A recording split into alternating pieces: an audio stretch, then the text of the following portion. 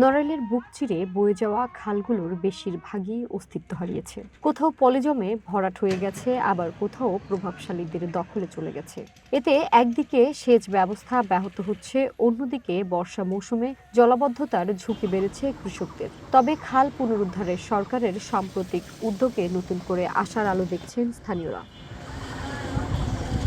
নড়াইল মূলত নদী ও বিল বেষ্টিত একটি জেলা। এর মধ্যে দিয়ে প্রবাহিত হয়েছে মধুমতি, নবগঙ্গা, চিত্রা, ভৈরব, কাজলা সহ 9টি নদী। এসব নদীর সঙ্গে সংযোগ রেখে প্রায় 2 শতাধিক খাল প্রবাহিত ছিল। আর এসব খালকে কেন্দ্র করে ছোট বড় মিলিয়ে 57টি বিল রয়েছে। তবে সময়ের সঙ্গে সঙ্গে ভরাট ও দখলের কারণে হারিয়ে গেছে অনেক খাল।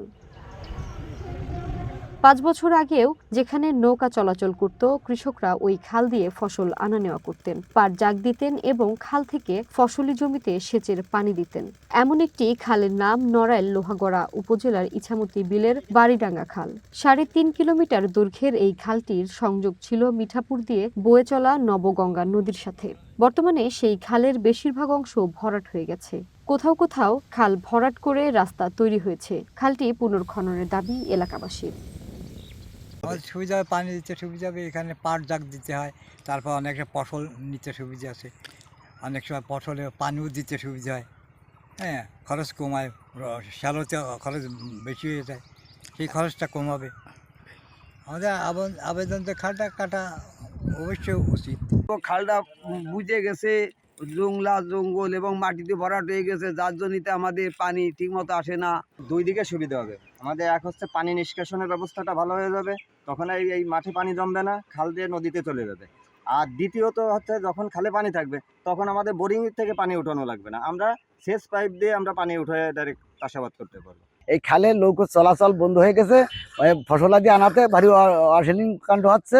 বর্তমান সরকারের আমলে শুরু হওয়া খাল খননের কাজ সঠিক এবং দুর্নীতিমুক্তভাবে বাস্তবায়নের দাবি জানিয়েছেন এলাকাবাসী। সঠিক পরিমাণে খাল খনন করা যায়, তাহলে কৃষকের উপকারী হবে, মানুষের উপকার হবে। এবং এই যে হাজার হাজার কোটি কোটি টাকা, এটা দুর্নীতি না করে সঠিক কাজে ব্যবহার করা হয়, তাহলে সারা দেশেই এই খাল খননের একটা সুফল বয়ে আসে। খাল পুনর্খননের জন্য দপ্তর থেকে প্রস্তাব পাঠানো হয়েছে। অবৈধ দখল উচ্ছেদে প্রশাসনিক ব্যবস্থা নেওয়ার আশ্বাস দিলেন এই কর্মকর্তা। খাল খননের ক্ষেত্রে যে চ্যালেঞ্জটা আমরা ফেস করি সেটা হচ্ছে যে খালের দুই পাড়ে অবৈধ বসতি, দূষণ, এইগুলো। তো এই অবৈধ স্থাপনাগুলোর কারণে আমাদের খাল খননে প্রায় বাধা পেতে হয়। তো এই বিষয়ে আমরা অবৈধ স্থাপনা উচ্ছেদের জন্য ইতিমধ্যে জেলা প্রশাসকের দপ্তরে আমরা পত্র প্রেরণ করেছি এবং লিস্টও পাঠিয়েছি। তো পরবর্তীতে যে খালগুলো আমরা টেন্ডারের মাধ্যমে খনন করব, অবৈধ স্থাপনা উচ্ছেদের জন্য কার্যকর ভূমিকা রাখার জন্য আমরা ম্যাজিস্ট্রেট নিয়ে আমরা খাল উচ্ছেদের ব্যবস্থা নিব আর কি।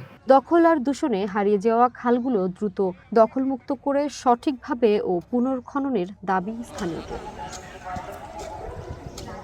One national desk.